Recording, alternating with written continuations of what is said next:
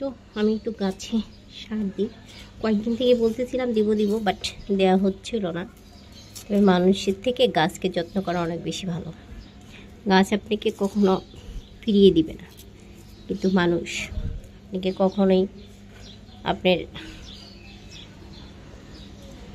যে এত কষ্ট করবেন তার কষ্টের ফল কখনোই সুমধুর করে দিবে না, বরং একটু কিছু হলেই আপনাকে অনেক কিছু শুনিয়ে দিবে, তাই না বলেন?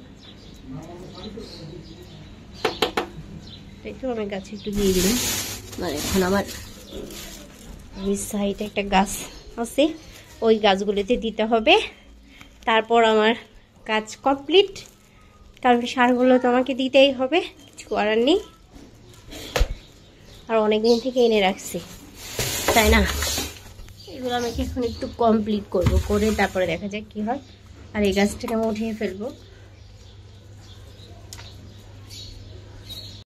হ্যাঁ, এটাকে সার বলে। এটা পুরাটাই গোবর। ওকে, এটা গোবর। তো আমি এটাকে একটু ক্লিন করে নিই ভালোভাবে।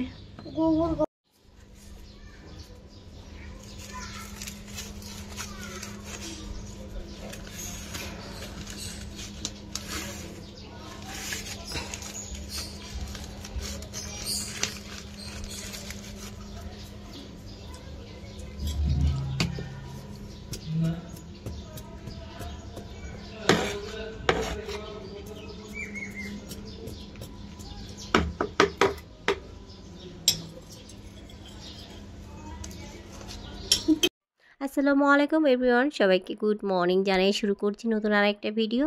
এই তো আমি গাছ ওইদিকে তো সব মানে কমপ্লিট করে পেয়েছি। এখন গোবরটা দিয়ে, গোবর সার দিয়ে গাছটাকে কমপ্লিট করে গাছগুলো বুনে দিব। তো অনেক দিন থেকে এনেছি, ভালোভাবে বোনা হয় না, এতে ভালো আছে বুনে দিই। তো সবাই আপনারা কেমন আছেন?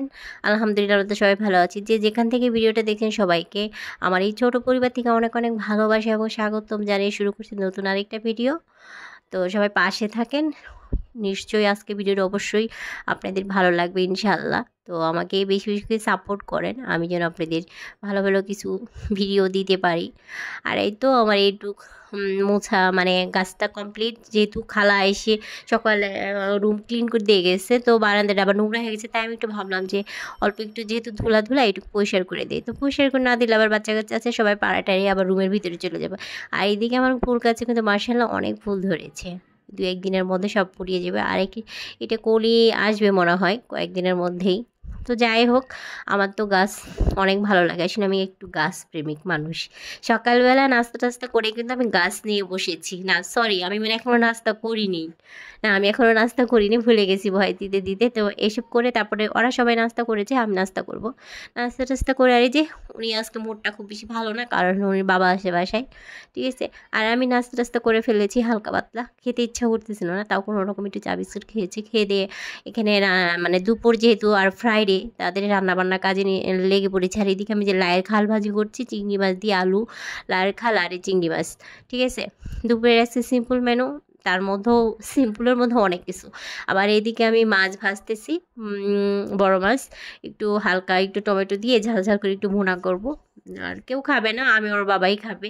আর নুজাইফার জন্য অল্প করে একটু আমি সবজি রান্না করবো, ওই যেহেতু এগুলো খেতে পারবে না, খুব বেশি ঝাল দিয়ে ফেলেছি আমি এটার মধ্যে। তা আমার জন্যই মূলত একটু ঝাল বেশি দিয়েছে, আর আমি ঝালটা খেতে একটু ভালোই বেশি। তো এর ভিতরে তরকারিটা আমার অলমোস্ট হয়ে গেছে, আমি ধনেপাতা দিব না, আমি ভাজা জিরের গুঁড়া দিয়ে নামিয়ে ফেলবো।